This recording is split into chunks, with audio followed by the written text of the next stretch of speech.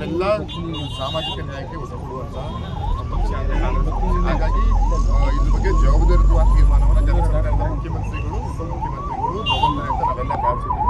ಎಲ್ಲ ಸಮಾಜಗಳನ್ನ ಸಮವಾಗಿ ನೋಡಿ ಏನು ಈ ಜಾತಿ ಜನತೆಯಲ್ಲಿ ಶಿಕ್ಷಣ ಅಂತ ನಾವೆಲ್ಲ ಭಾವಿಸಿದ್ವಿ. ಸಚಿವ ಸಂಪುಟ ಸಭೆಯಲ್ಲಿ ಮುಂದಿನಲ್ಲಿ ಪರಾಮರ್ಶಿಸಿ ಮತ್ತೆ ತೀರ್ಮಾನ ತಗೋಬೇಕು ಅಂತ ಮೊನ್ನೆ ಸಚಿವ ಸಂಪುಟ ಸಭೆಯಲ್ಲಿ ಹೇಳಿದೆ. ಅದೇ ರೀತಿ ಪರಾಮರ್ಶಿಸಿ ಸಚಿವರುಗಳಿಗೆ ಅವರವರ ಏನೇನು ಅಭಿಪ್ರಾಯಗಳನ್ನ ತಗೊಂಡಿದ್ದಾರೆ ಮುಖ್ಯಮಂತ್ರಿಗಳು, ಮುಂದಿನ ದಿನಗಳಲ್ಲಿ ಅದನ್ನ ಡೀಪ್ ಆಗಿ ಪರಿಶೀಲಿಸಿ ಕ್ರಮ ತಗೊಳ್ಳುವಂಥ ಕೆಲಸ ಮಾಡ್ತಾರೆ. ಯಾವುದೇ ರೀತಿ ಯಾವುದೇ ಸಮಾಜಕ್ಕೆ ಅನ್ಯಾಯ ಆಗುವಂಥ ಕೆಲಸ ಸರ್ಕಾರ ನಮ್ಮ ರಾಜ್ಯದಲ್ಲಿ ಯಾವುದೇ ರೀತಿಯ ಸಮಾಜ ನಡುವೆ ಒಡೆದಾಡುವಂಥ ಕೆಲಸವನ್ನು ನಮ್ಮ ರಾಜ್ಯ ಸರ್ಕಾರ ಮಾಡಲ್ಲ, ಮಾಡೋದು ಇಲ್ಲ. ಒಂದು ಜನಸ್ನೇಹಿಯಾಗಿ ತೀರ್ಮಾನವನ್ನು ತಗೊಳ್ತಾರೆ ಅಂತ ನಾವು ಭಾವಿಸಿದ್ದೀವಿ, ತಗೊಳ್ತಾರೆ. 2011 ಇದು ಸೆನ್ಸಸ್ ಆಗಿತ್ತು. ನಾನು ಸಹ 2000 ಈಗಾಗಲೇ ನಾವು 25ರಲ್ಲಿ ಇದ್ದೀವಿ. ಎಲ್ಲರ ಬೇಡಿಕೆಯನ್ನು ಹೊಸದಾಗಿ ಸೆನ್ಸಸ್ ಮಾಡಲಿ, ಹೊಸದಾಗಿ ಸೆನ್ಸಸ್ ಆದಾಗ ಗೊತ್ತಾಗ್ತದೆ ಯಾವ ಸಮಾಜ ಎಷ್ಟಿದೆ ಅನ್ನೋದನ್ನು.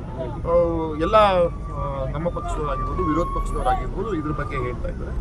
ಇದ್ರ ಬಗ್ಗೆ ನಾನು ಸಹ ಹೊಸದಾಗಿ ಸೆನ್ಸಸ್ ಆದರೂ ಯಾವುದೇ ರೀತಿ ಸಮಸ್ಯೆ ಇಲ್ಲ ಅಂತ ನಾನು ವೈಯಕ್ತಿಕವಾಗಿ ನಾನು ಭಾವಿಸ್ತೀನಿ. ಹೊಸದಾಗಿ 25 ಹೊಸದಾಗಿ ಸೆನ್ಸಸ್ ಮಾಡಿದ್ರು ಏನೂ ಸಮಸ್ಯೆ ಇಲ್ಲ. ಆಮೇಲೆ ಈಗೇನು ವಿರೋಧ ಪಕ್ಷದವ್ರು ಹೇಳ್ತಿದ್ದಾರೆ 2011 ಸೆನ್ಸಸ್ಸು ಬರೀ ಕಾಗದಕ್ಕಷ್ಟಕ್ಕೆ ಸೀಮಿತ ಆಗಿದೆ, ಯಾರ ಮನೆಗೂ ಹೋಗಿಲ್ಲ, ಹಾಗೆ 15ರ ಸೆನ್ಸಸ್ಸು ಯಾರ ಇದಕ್ಕೂ ಹೋಗಿಲ್ಲ ಅಂತ ಹೇಳ್ತಾ ಇದ್ದಾರೆ.